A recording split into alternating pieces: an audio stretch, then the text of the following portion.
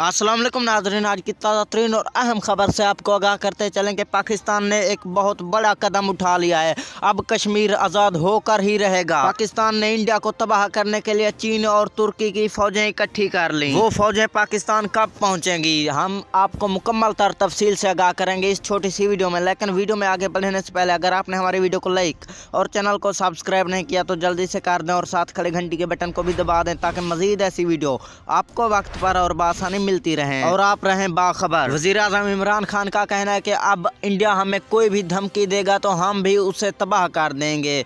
अब हम ईंट का जवाब पत्थर से देंगे। अब कश्मीर आज़ाद होकर रहेगा क्योंकि चीन और तुर्की की फौज बहुत ही ताकतवर फौज है। तो दोस्तों, कश्मीर आज़ाद होगा या नहीं, कमेंट में हमें ज़रूर बताएं। मिलते हैं नेक्स्ट अच्छी सी वीडियो में, तब तक के लिए दीजिए इजाज़त।